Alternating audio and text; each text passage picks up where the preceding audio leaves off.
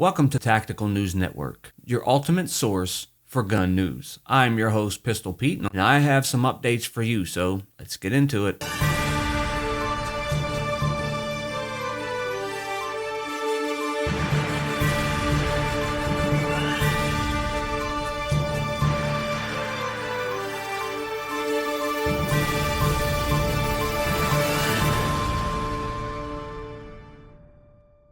So, first up on the list, the Suppressor Freedom lawsuit gains momentum. And this lawsuit could have profound impacts on firearm laws not just in Illinois, but nationwide.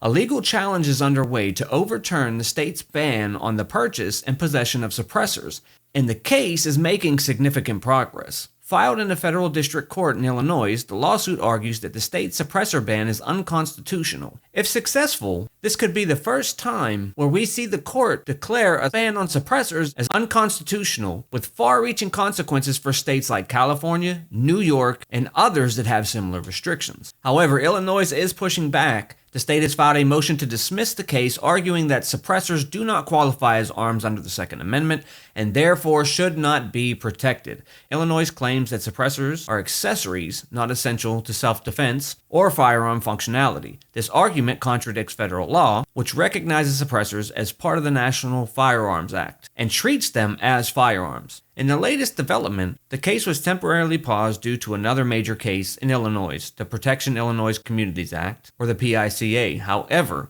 as the case progresses, the suppressor lawsuit is back on track for review. Illinois has referenced an unpublished Fourth Circuit opinion that supports its stance, claiming that suppressors are not protected by the Second Amendment because they are not bearable arms typically used for self-defense or capable of firing a bullet. Although this unpublished opinion from the Fourth Circuit is not binding, Illinois hopes that the court will consider it in their favor. In that opinion, the court determined that items like short-barreled rifles and suppressors aren't protected by the Second Amendment, arguing that they are not typically possessed by law-abiding citizens for lawful purposes. Illinois is urging the court to dismiss the case, asserting that suppressors are merely accessories not covered by the Second Amendment. During a recent status conference, the judge decided to place the case on hold again with another status conference scheduled for April 15, 2025. The delay is likely due to the ongoing PICA lawsuits, which are still being appealed to the Seventh Circuit. The outcome of these appeals will likely influence the suppressor case, so all eyes are on the Seventh Circuit's upcoming decision.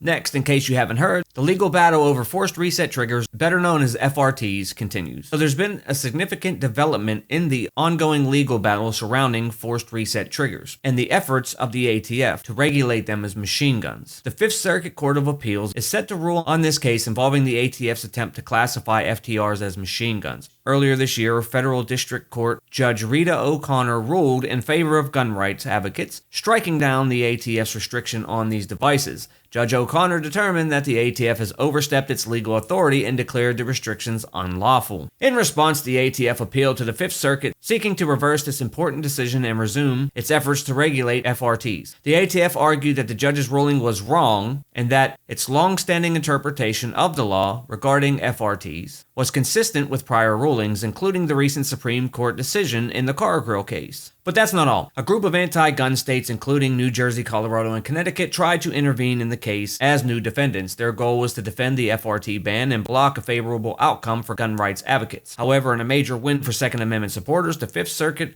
rejected these states' attempts to join the case. The court issued a firm ruling denying the states' request to intervene as defendants. While the states can still submit their briefs in support of the ATF, they will not be permitted to become formal parties in the case. This decision by the Fifth Circuit is considered a significant victory for those seeking to keep FRTs legal. That's all I got for now. But I will be back to update you with more gun news. You have my word. This is the Tactical News Network.